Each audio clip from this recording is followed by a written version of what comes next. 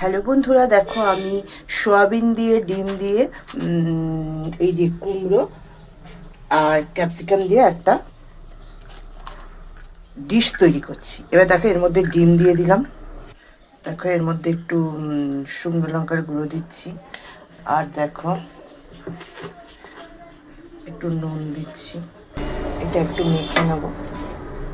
দেখো কড়াতে তেল গরম করতে দিয়েছি, এবার এইটা একটু মেখে ওর মধ্যে দিয়ে দেবো। দেখো এর মধ্যে সামান্য একটু আটা দিচ্ছি, একটু দেখো সয়া সস দিচ্ছি। এবার দেখো সব ভালো করে মিশিয়ে তেলের মধ্যে দিয়ে দেবো। এবার দেখো এটাকে একটু ভাজা ভাজা করে নেব। দেখো একটু ভাজা ভাজা করে নিই। এবার দেখো একটু গোলমরিচ দিয়ে দিলাম, দেখতে পাচ্ছ। দেখো এই দেখো কেমন একটু মানে লাল লাল হয়েছে, ব্রাউন হয়েছে। এবারে দেখো এটা কিন্তু ব্রাউন হয়ে গেছে। এবার দেখো এবার শুকনো লঙ্কা আর কালো জিরে ফোড়ন দিয়ে দিলাম।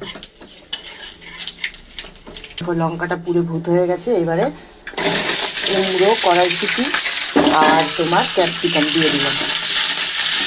তেলের মধ্যে একটু নুন দিয়ে দিই। দেখো আমি রান্না করছি আর চা খাচ্ছি। আমি একটু গ্লাসে চা খেতে পছন্দ করি, এই জন্য গ্লাসে চাটাকে হলুদ দিচ্ছি। এটাকে এবার ঢেকে দেবো, ঢেকে একটু ভাপে সেদ্ধ হবে। তাকে সামান্য একটু ধনে জিরে গুঁড়ো, তাকে একটু আদা গ্রেট করে নিয়েছি, এটা দিয়ে দেবো।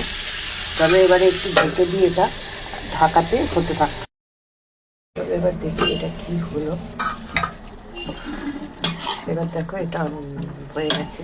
এবারে আমি এই যে পনিরও দেবো, পনিরটা পরে দেবো।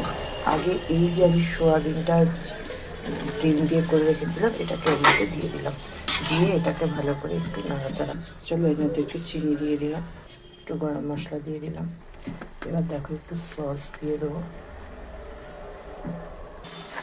চলো একটু ঘি দিয়ে দিলাম।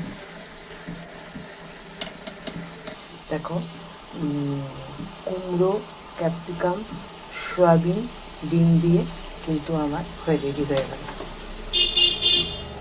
দেখতে পাচ্ছ। চলো একদম রেডি।